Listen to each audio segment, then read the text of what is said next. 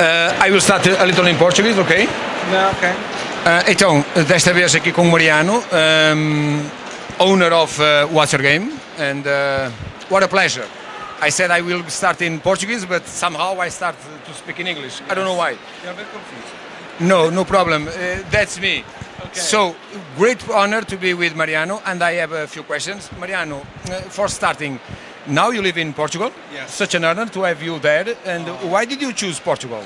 Yeah, that's a good question. I was living in Berlin, as probably you know, and many others already know. I was there, I don't know, for 7 years.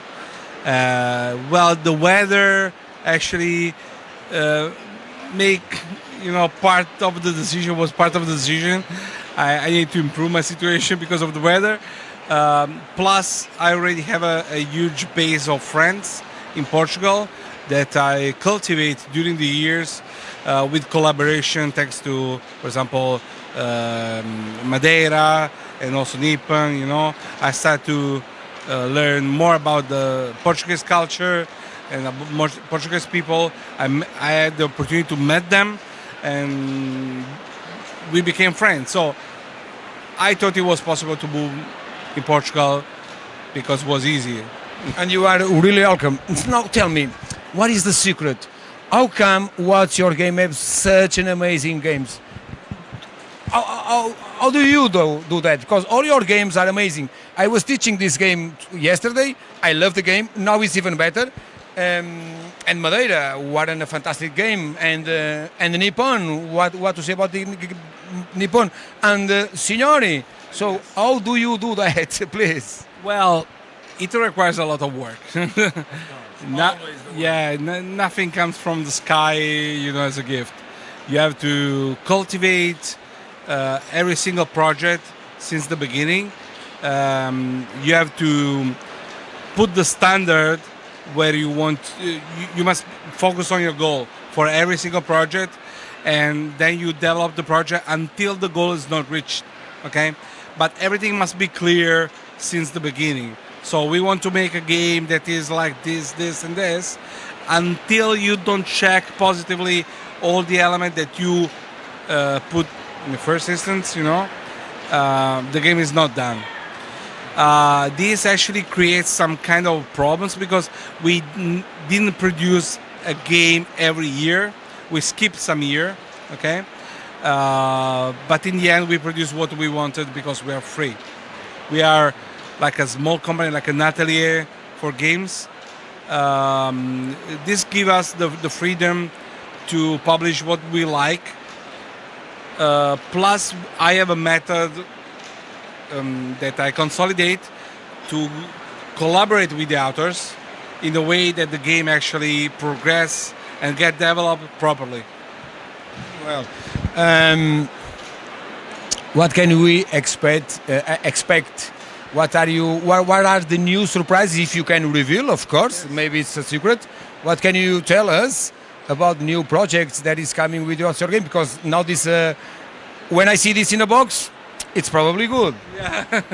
So let's hope to continue first on this lucky drive, So next project is going to be, for example, for sure, the wanted Kickstarter of Zangu that many already knows that was already done, basically was ready to start the campaign, but thanks to some delays, bureaucratic delays from Kickstarter, we postponed the project.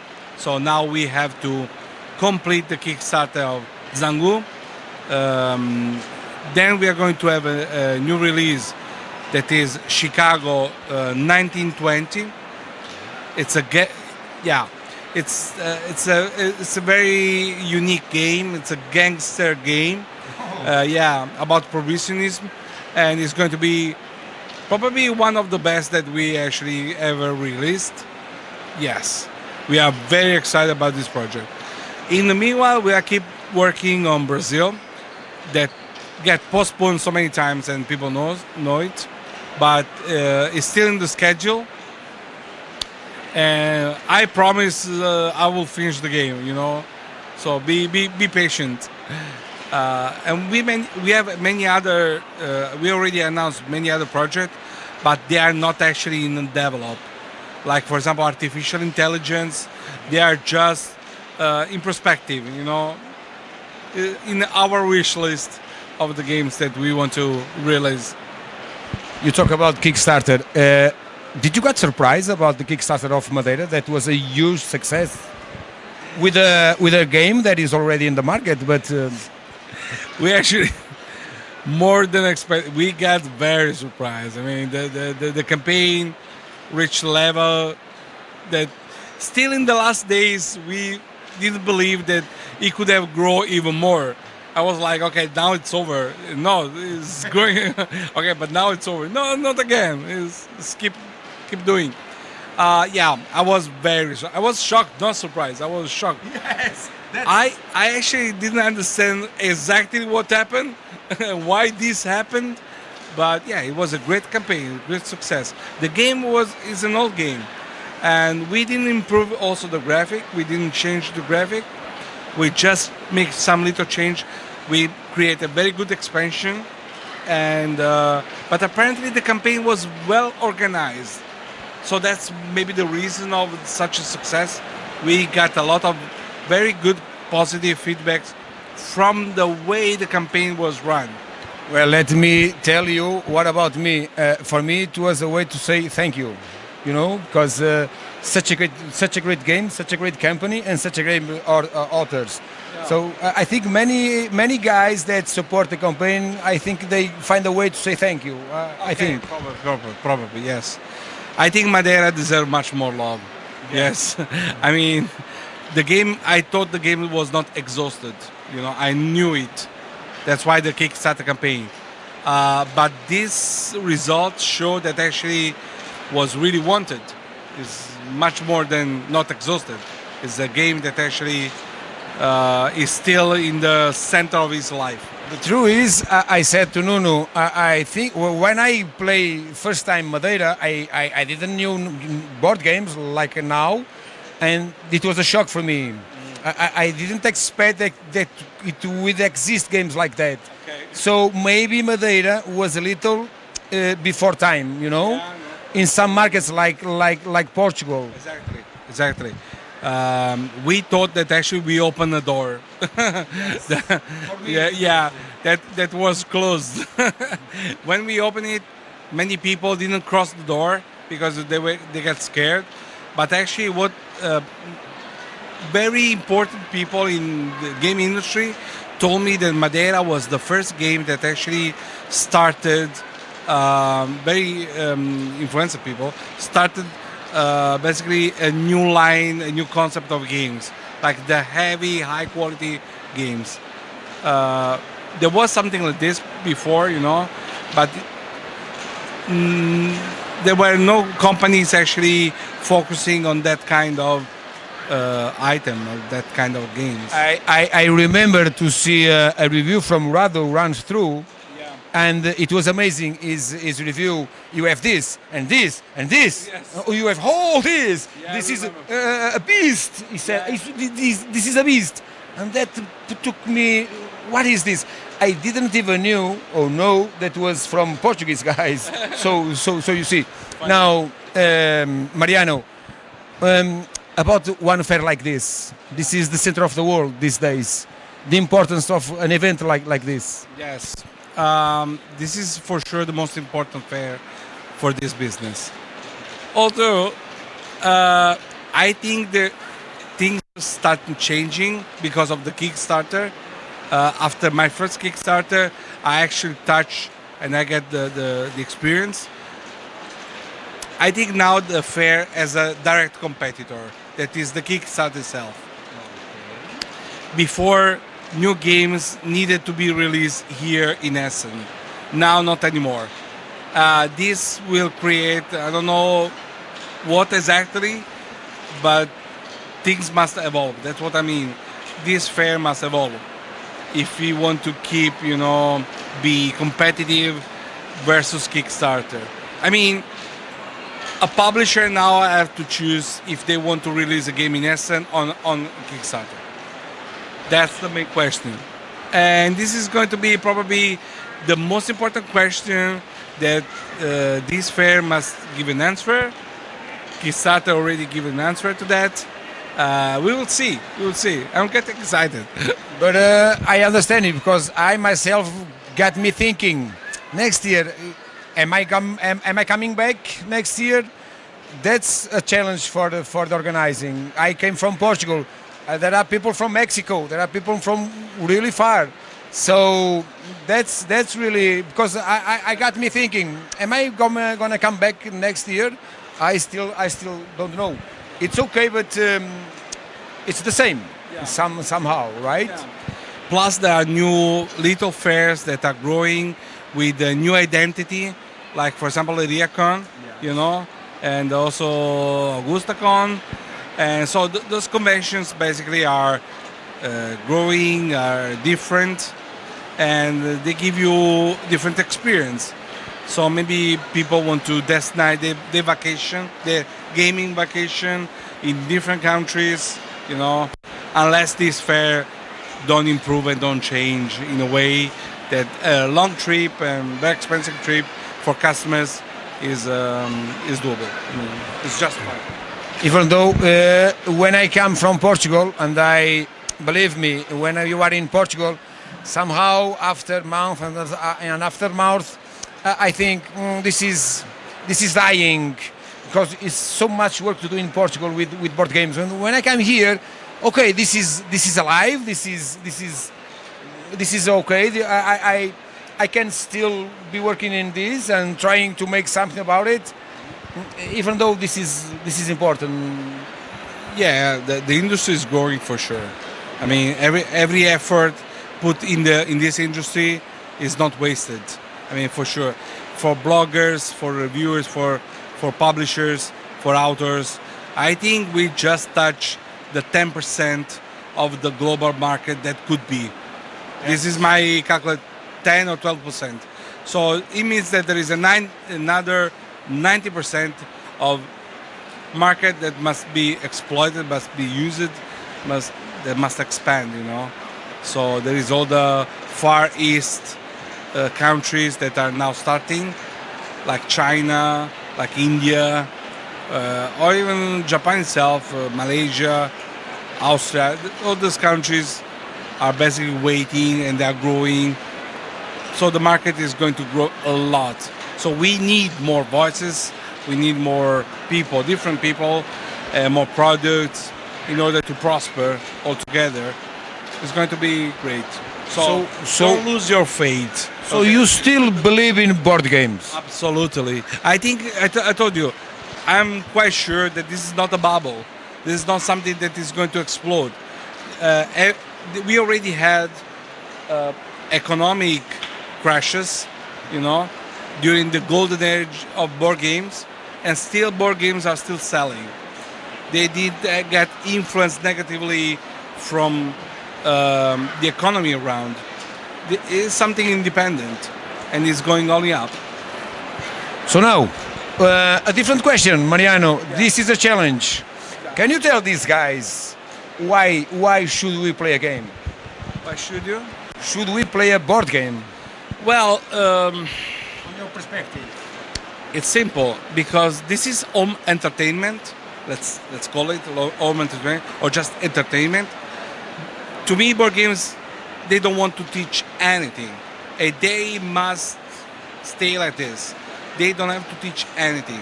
They maybe introduce you to a certain argument, to a certain topic.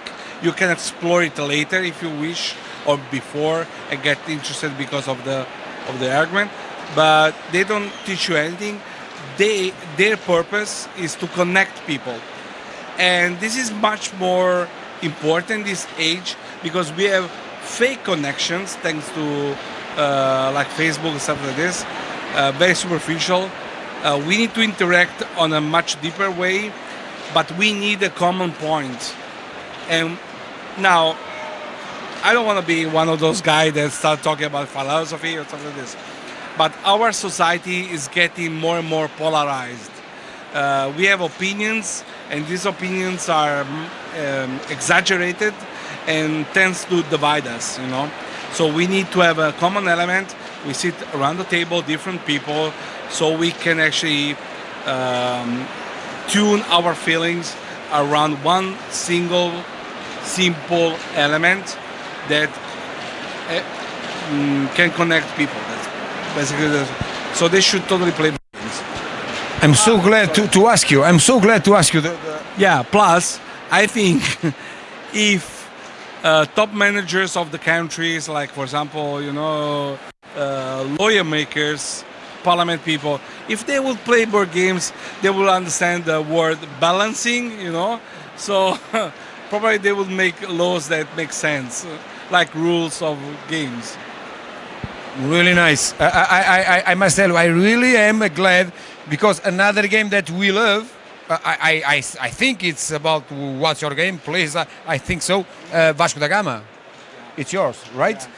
Look, what you are telling, the game should not learn, should not teach, but we were in vacation and suddenly we're talking about Portugal history. We were in Wikipedia looking for more information just because it's not the purpose of the game, but it can make us exploring things and then we are learning. Exactly.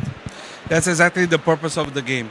The game should open a new phase, you know, in your day, in your week, in your time, in your free time, and so you can start exploring your thought. That can be just abstract strategic thought, or can be the desire to go deeper into topics, you know. Yeah. Or such, I can give you an example, such because your answer, it's in the point. It's not a justification, but when I am in an hospital with a game, with the people that are in hospital after being operated, and they are talking, and the talk is over, and I say, oh, let's continue the game. Yeah. And then some old woman starts talking, and the game ends. So that's what you're saying. It's a simple topic, something that is connecting. Yes. It's not the game for himself, right? No. So there's some social about it. Exactly. A good game is the game that can trigger the emotions and the thought schemes of the mind of the most people possible. So it must be the minimum combined, you know, denominator. I don't know how to say it in English. You know, but I understand. You understand? You know, the thing that we must have in common. You know, the most basic mechanics that triggers our interest. You know, and the good game is the one that actually can do this with most of the people around the world. Doesn't matter your culture, your background. Doesn't matter your language. You know, it's just thinking.